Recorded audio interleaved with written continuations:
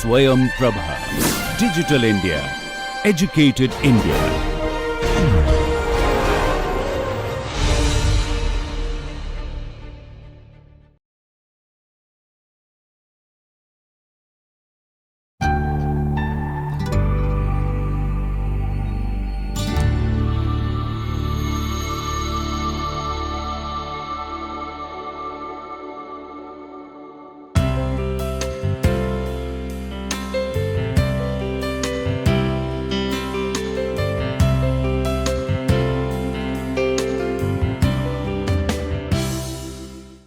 Hello learners, and welcome to the 14th lecture in this NPTEL course titled The English Novel Interdisciplinary Approaches.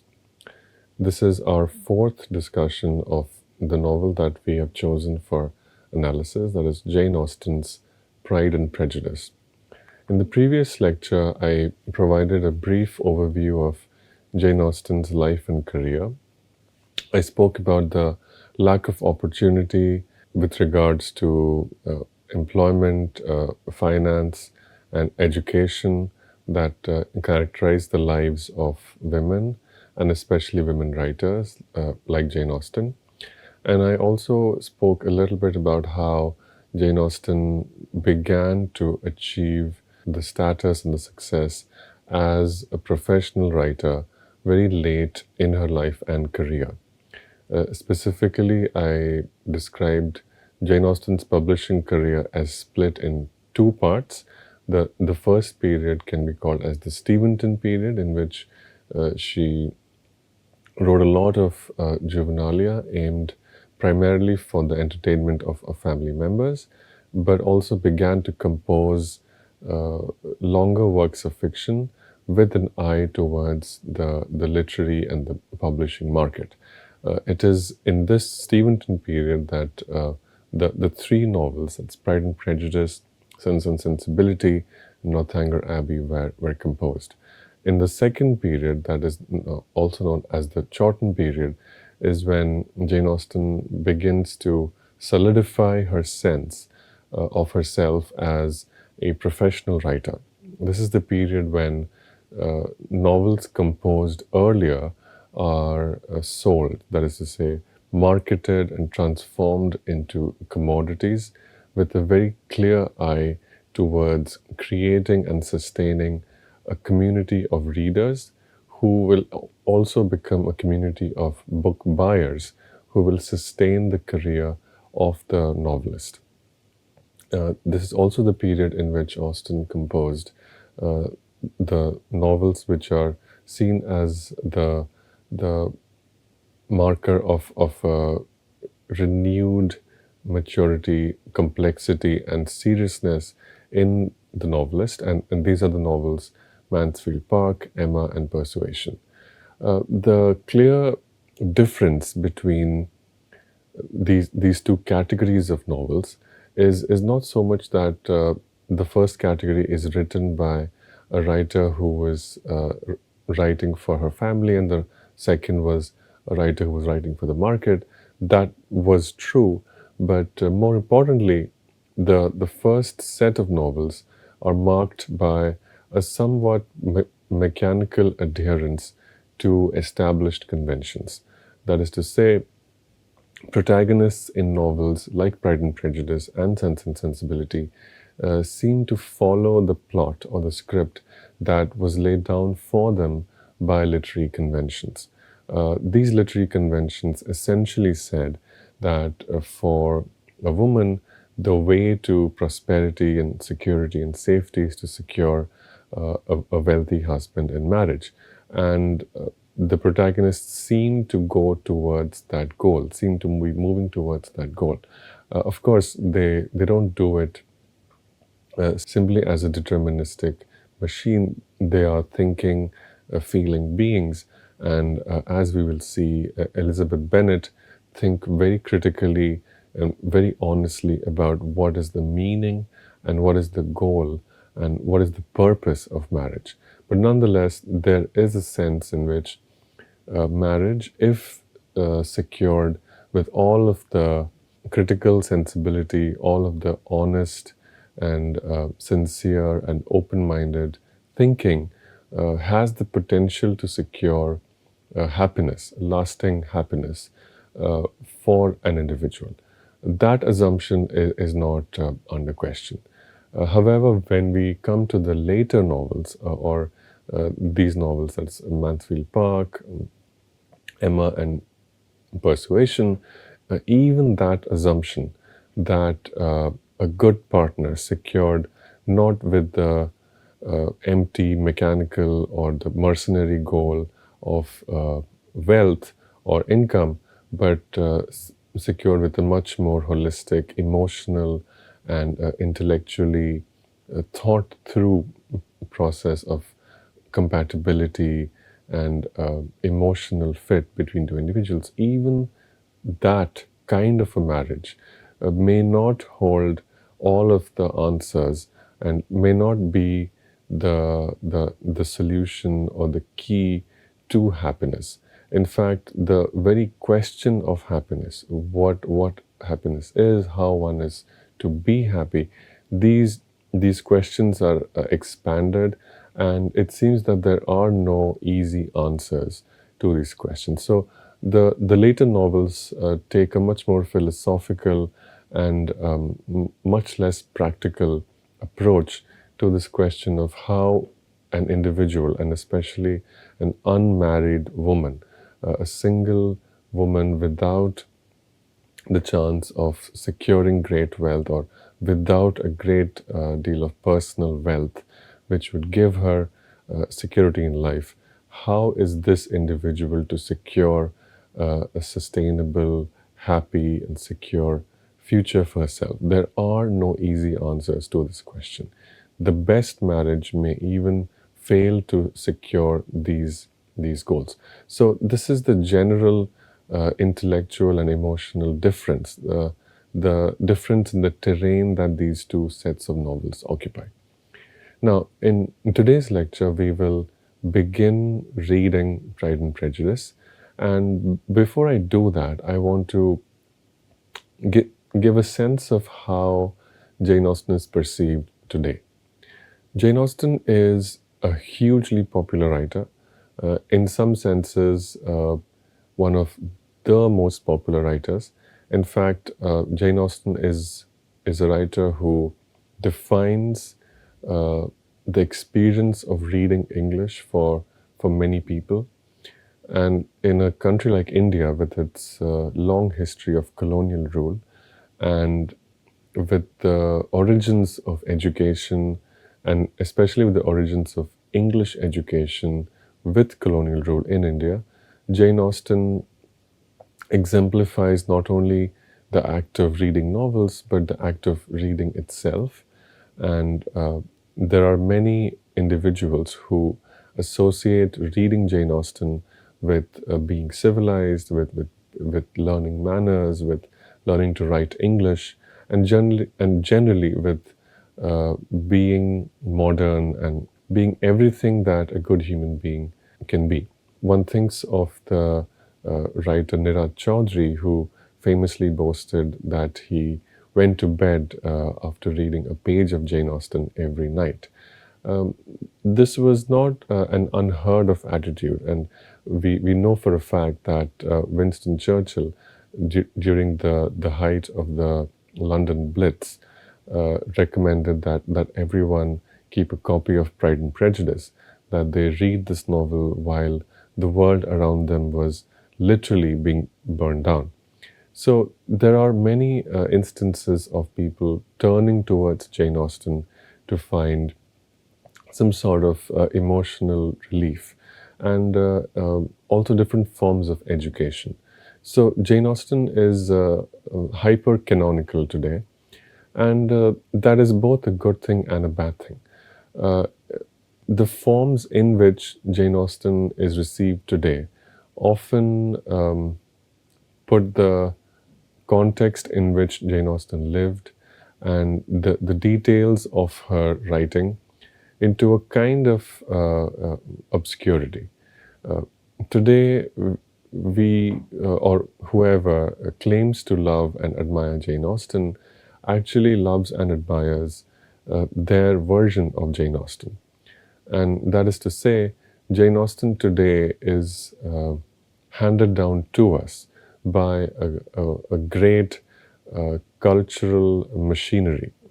There is a very well-oiled and very well-funded cultural industry that markets Jane Austen as a very readable novelist. What does this industry do? This industry presents Jane Austen as a great chronicler of human psychology. Right? One can look at any number of Jane Austen adaptations that are available to stream on the internet or on the TV or on any video library or a DVD lending store. There are many adaptations of Jane Austen's novels. They are not limited to films or TV shows. There are also adaptations of Jane Austen as more popular forms of genre fiction, such as literature about zombies, films about zombies, and a great deal of fan fiction as well. All of this emerges from the assumption that Jane Austen chronicles human psychology with great detail. She describes what human beings do, how human beings behave when they are faced with difficult circumstances. What are these difficult circumstances? The women in Jane Austen's novels, they are not born into money. They face a struggle for survival. That is to say, if they do not secure the hand of a wealthy man in marriage, they will literally be driven to poverty. And in that situation, they will not have any option they will not have any alternative to secure a living for themselves, other than doing some very ill-reputed and immorally perceived professions. So this most of Jane Austen's protagonists face a struggle for survival, and how they behave in the situation when they are faced with extreme choices. They reveal something universal about human character. This is the manner in which Jane Austen's novels are adapted, circulated, framed, and presented to us as highly attractive commodities. There is, however, something missing when we perceive Jane Austen simply as a chronicler of human psychology. We miss the fact that it was not just about universal human psychology, but rather the psychology of a very limited and particular set of human beings who shared the experiences that Jane Austen herself had.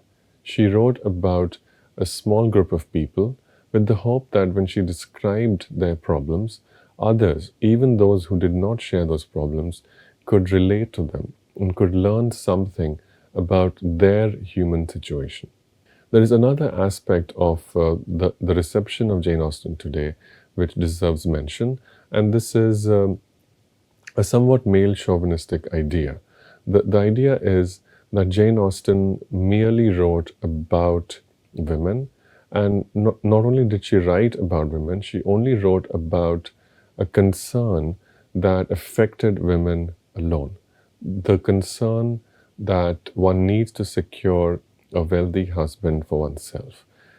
This kind of a critique manifests itself in descriptions of her novels as being too monotonous or too similar. Right?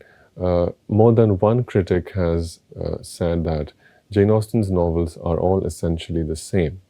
They all describe different combinations and permutations by which a not-so-wealthy woman manages to secure for herself the hand of a wealthy man who also happens to be a good man. Right? This is not true. This is a highly simplistic and exaggerated statement. There is a great deal of variation. there's a great deal of nuance in Jane Austen's novels. And in fact, Jane Austen's novels are not about the plot. They're not about what happens, but rather they're about how we learn about what happens.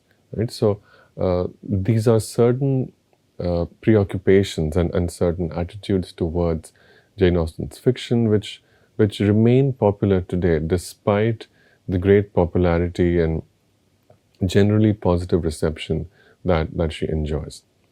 Related to this somewhat male chauvinist and misogynist reception that Jane Austen only writes about women and women's concerns about marriage, there is an accusation that Jane Austen's world is insular, that this is a world that does not reflect the political, the geopolitical, or the economic, or the social contexts of late 18th and early 19th century Europe. And one evidence cited by these critiques of Austen's work is that this was the time when the French Revolution occurred. This was the time when the Napoleonic Wars occurred. This was the time when Britain was constantly at war. There were a lot of wartime shortages. There were a lot of financial, material problems that people in England faced due to these wars, which are not reflected in the novels. This argument, again, is incorrect. As I mentioned in my previous lecture, Jane Austen was sharply aware of the influence of the wars, how they gave employment to men like her own brothers, and how these wars and the employment they provided to men had an influence on the emotional and matrimonial lives of women who did not go to war, right? And we will see a very vivid illustration of that in Pride and Prejudice through the character of Wickham. The biggest charge, and this is not about Jane Austen as an individual writer, but rather about the genre of romance in general, is that this is a genre that is an escapist form of writing.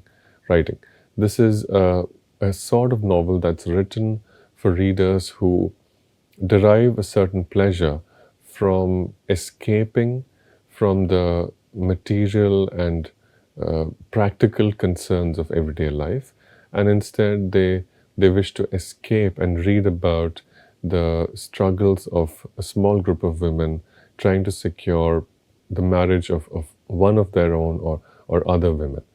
This charge describes Austen's work as escapist.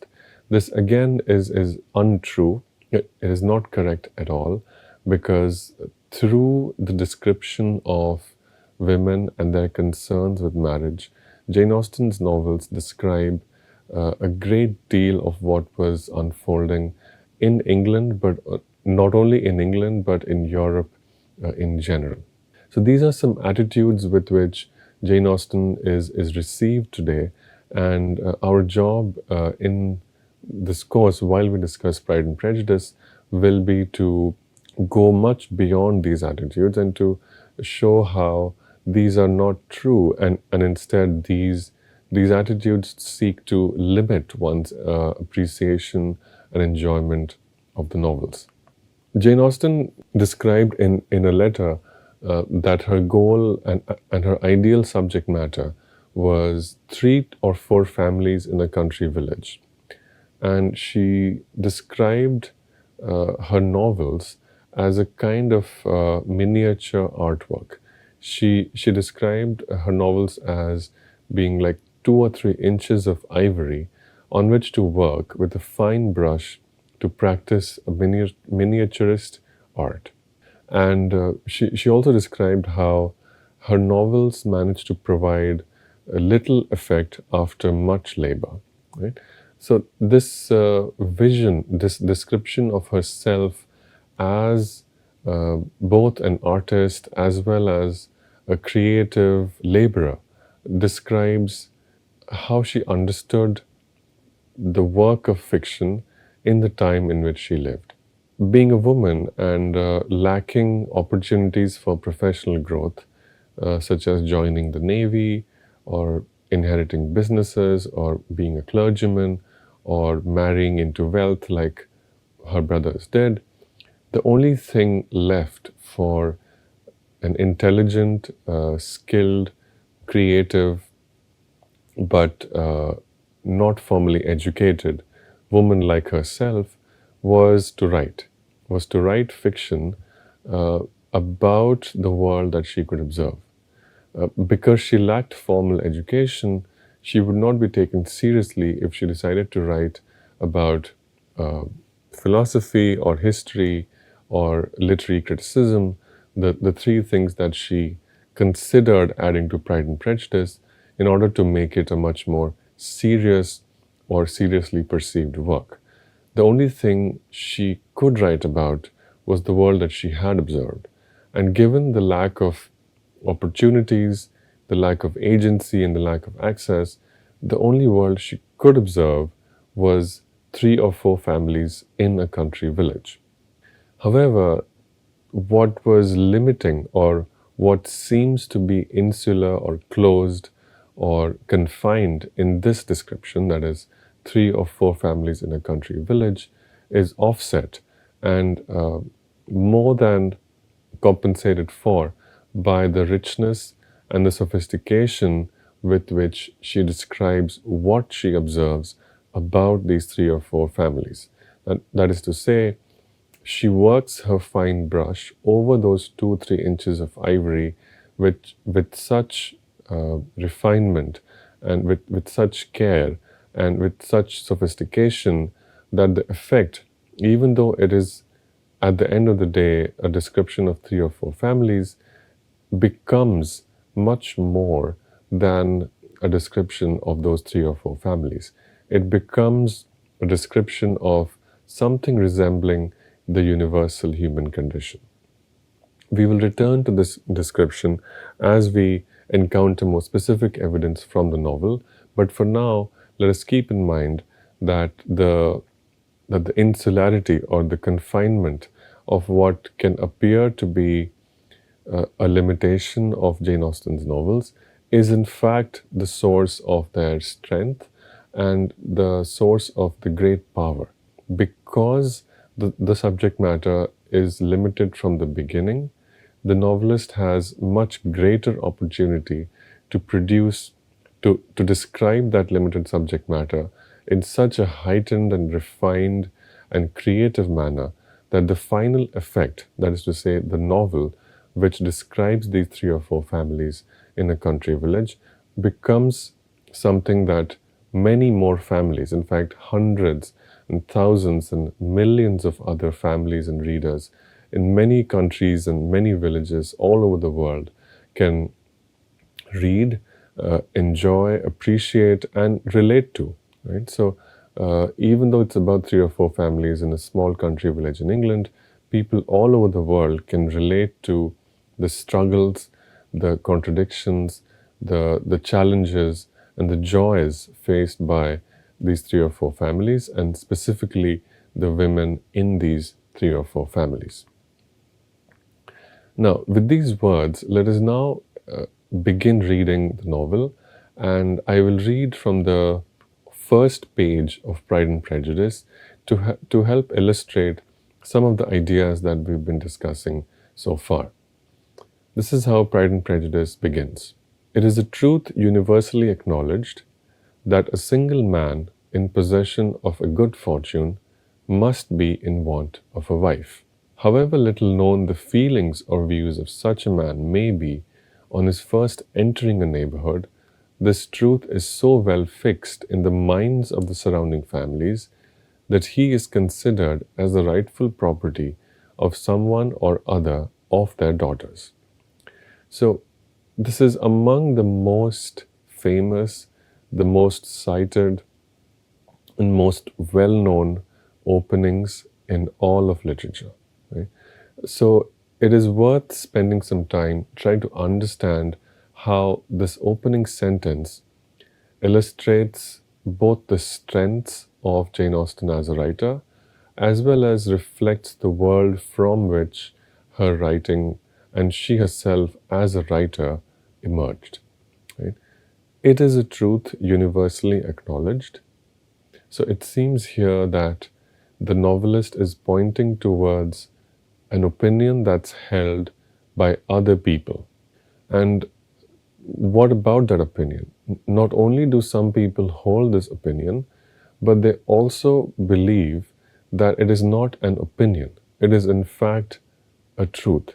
That it is a fact that exists irrespective of what they think. Right? And then what is that truth? The truth, or the supposed truth, or the truth which is considered to be a truth, is that a single man in possession of a good fortune must be in want of a wife. Right? Now, the word want here is not a verb, but it is in fact a noun. Right? And want as a noun means lack or deficiency. Right?